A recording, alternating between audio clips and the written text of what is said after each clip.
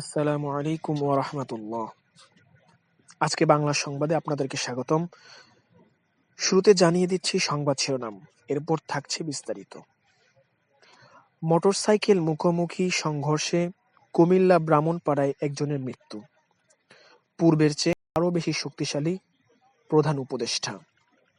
মাহফিল ইবনে শেখুল হাদিস, সব রিজাইর বন্দী মুক্তি দিতে প্রস্তুত হামাস।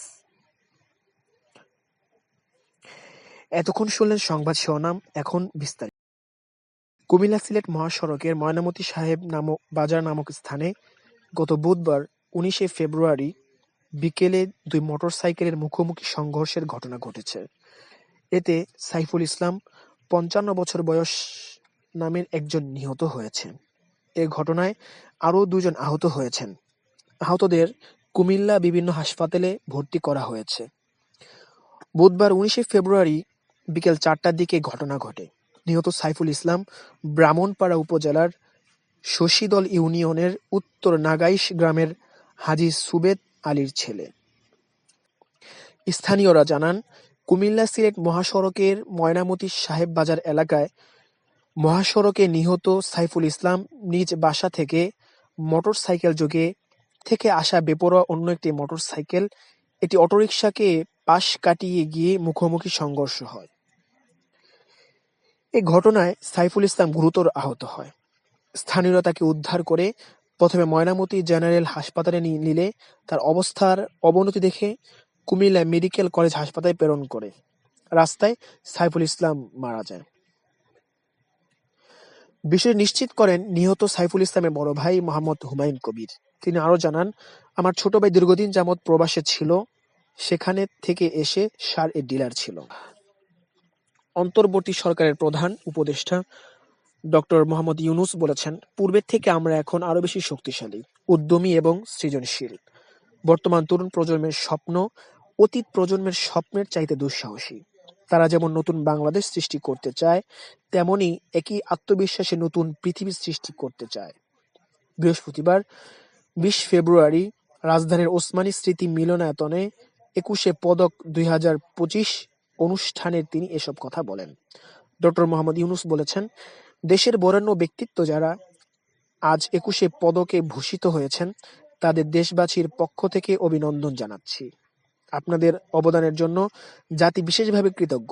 আপনারা জাতির পথ প্রদর্শক। আপনাদের অবদানে উদ্বুদ্ধ হয়ে জাতির দৃঢ় বিশ্বাসে জাতিপুঞ্জের মজলিসে ক্রমাগতভাবে উন্নততর অবস্থানে নিজেকে প্রতিষ্ঠিত করবে। প্রধান উপদেষ্টা বলেন, এবারে অমর ২১শে নতুন তাৎপর্য নিয়ে আমাদের সামনে উপস্থিত হয়েছে। আমরা জানি ২১শে ফেব্রুয়ারি আমাদের আত্মপরিচয়ের অবিনাশী স্মারক। ১৯৫২ সালের এই ফেব্রুয়ারি মাসে রাষ্ট্রভাষা প্রশ্নে পাকিস্তানি শাসকদের চাপিয়ে দেয়া অন্যায় সিদ্ধান্তের প্রতিবাদে রুখে দাঁড়িয়েছিল ছাত্র সমাজ। ঢাকার রাজপথে বুকের তাজা রক্ত ঢেলে বাংলাকে রাষ্ট্রভাষা হিসেবে প্রতিষ্ঠিত করেছিল। এই ভাষা আন্দোলনের মধ্য দিয়েই আমাদের স্বাধিকার চেতনা এক অবিশ্বাস্য জাগরণ সৃষ্টি হয়েছিল। তিনি আরো বলেন, আমাদের তরুণ প্রজন্ম নতুন পৃথিবীর সৃষ্টির নেতৃত্ব দিতে চায়। তিনি আরো বলেন, আমাদের তরুণ প্রজন্ম নতুন পৃথিবীর সৃষ্টিতে নেতৃত্ব দিতে চায়। সে নেতৃত্ব দেওয়ার জন্য তারা প্রস্তুত। তারা ঘুরে ধরা আত্মবিনাশী সভ্যতার বন্ধনমুক্ত হয়ে তাদের স্বপ্নের নতুন সভ্যতা গড়তে চায়, যে সভ্যতার মূল লক্ষ্য থাকবে পৃথিবীর সকল সম্পদের উপর প্রতিটি মানুষের সমান অধিকার নিশ্চিত করা। ডক্টর মোহাম্মদ ইউনূস বলেন, ৫ই আগস্ট ছাত্র শ্রমিক জনতা অভ্যুত্থানের মধ্য দিয়ে সুযোগ এসেছে নতুন এক বাংলাদেশ নির্মাণের। আজ এই পদক অনুষ্ঠানে আমি গভীর শ্রদ্ধাভরে স্মরণ করছি দেশ মাতৃকার জন্য বিভিন্ন লড়াই সংগ্রাম, ৫২-র ভাষা আন্দোলন, ৭১-এর মহান মুক্তিযুদ্ধ ও ২৪-এর গণ অভ্যুত্থানের যে সকল সাহসী ছাত্র শ্রমিক জনতা প্রাণ বিসর্জন দিয়েছেন এবং আহত হয়েছেন তাদের সকলকে। তিনি আরও বলেন, আজ এই মহান শহীদ দিবস ও আন্তর্জাতিক মাতৃভাষা দিবস ২০২৫ উদযাপনে স্মরণীয় দিনে আমরা তরুণদের এই স্বপ্নের আশু বাস্তবায়ন নিশ্চিত হোক এই কামনা করছি। দেশের ভবিষ্যৎ রচনায় মজলিসের আমির মাওলানা মামুনুল হক বলেছেন, বর্তমান বাংলাদেশের রাজনৈতিক প্রেক্ষাপটে উলামায়ে কেরামের সামনে এক ঐতিহাসিক সুযোগ এসেছে, আর এর কারণে তাদের কাঁধে দায়িত্ব ও জিম্মাদারি এসেছে। আকাবিরদের দায়িত্বের বোঝা আমাদের উপরে। আমরা আমাদের পূর্বসূরীদের রেখে যাওয়া একটি সুন্দর প্ল্যাটফর্মের উপর দাঁড়িয়ে আল্লাহ দ্বীনের কাজ করার সুযোগ পেয়েছি। সুতরাং আজকের জাতিকে যদি আমরা সঠিক নেতৃত্ব দিতে ব্যর্থ হই, আমাদেরকে অনেক বড় মাশুল দিতে হবে দুনিয়া এবং আখিরাতে। আজ বৃহস্পতিবার ২০ ফেব্রুয়ারি দুপুর ১টায় চরমনাইয়ের মাহফিলে বক্তব্য প্রদানকালে তিনি এসব কথা বলেন।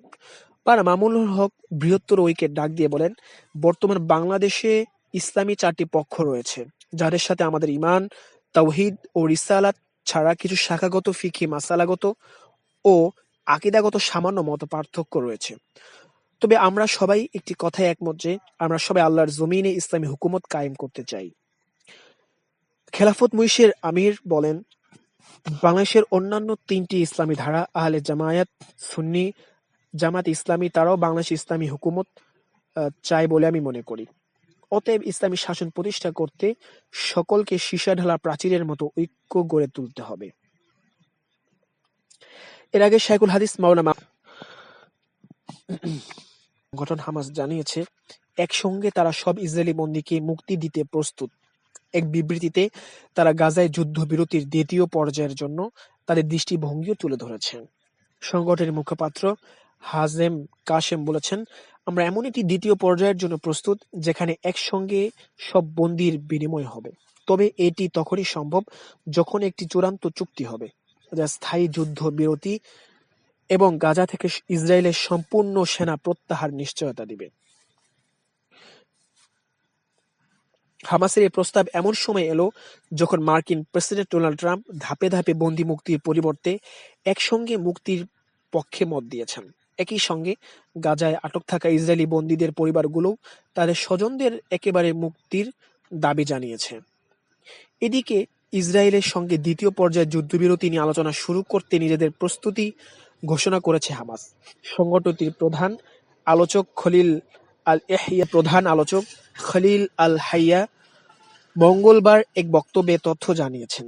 তিনি বলেন, প্রথম পর্যায়ে যুদ্ধবিরতি চুক্তি অনুযায়ী আগামী শনিবার ৬ ইসরায়েলি জিম্মি এবং ৪ বন্দীর লাশ হস্তান্তর করা হবে। হাইয়া বলেন, প্রথম পর্যায়ে যুদ্ধবিরতি চুক্তি যাতে পুরোপুরি বাস্তবায়িত হয় সেজন্য মধ্যস্থতাকারীদের সঙ্গে, বিশেষ করে কাতার, মিশরের সঙ্গে কাজ করে যাচ্ছে হামাস। এ পর্যন্ত যুদ্ধবিরতি মেনে চলার ব্যাপারে হামাস নিজেদের প্রতিশ্রুতি রক্ষা করেছে জানিয়েছে খলিল আল হাইয়া।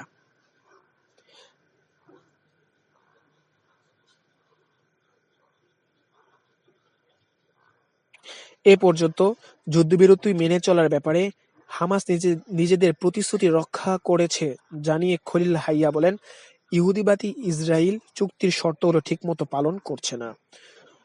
বিশেষ করে তারা এখন গাজাবাসীর উপর হত্যাযজ্ঞ চালিয়ে যাচ্ছে এবং উপত্যকায় পর্যাপ্ত ত্রাণ প্রবেশ করার অনুমতি দিচ্ছে না। নিরস্ত্রীকরণ ও গাজা ছাড়ার শর্ত মানবে না হামাস। বিবৃতিতে হামাসের নিরস্ত্রীকরণ এবং গাজা থেকে সংগঠনটি সরিয়ে দেওয়ার ইসরায়েলের দাবি স্পষ্টভাবে প্রত্যাখ্যান করা হয়েছে। হামাসের মুখপাত্র হাজেম কাশেম বলেন, গাজা থেকে হামাসকে সরিয়ে দেওয়ার ইসরায়েলি শর্ত একটি হাস্যকর মানসিক চাপের কৌশল। প্রতিরোধ আন্দোলনকে নিরস্ত করা বা গাজা থেকে সরিয়ে দেওয়ার প্রস্তাব কোনোভাবে গ্রহণযোগ্য নয়। তিনি আরও বলেন, গাজার ভবিষ্যৎ সম্পর্কিত যে কোনো সিদ্ধান্ত জাতীয় ঐকমত্যের ভিত্তিতে হবে, কোনো বাহ্যিক চাপের মাধ্যমে নয়। এদিকে হামাসের পক্ষ থেকে জানানো হয়েছে, আগামী শনিবার বন্দী বিনিময়ের সময় ৩ জনের পরিবর্তে ৬ জন বন্দীকে মুক্তি দেওয়া হবে। হাজেম কাশেম বলেন, মধ্যস্থতাকারীদের অনুরোধে এবং চুক্তির শর্তাবলী বাস্তবায়নে আমাদের আন্তরিকতা প্রমাণের জন্য বন্দী মুক্তির সংখ্যা দ্বিগুণ করা হয়েছে। এতক্ষণ আমাদের সাথে থাকার জন্য ধন্যবাদ। আল্লাহ হাফেজ।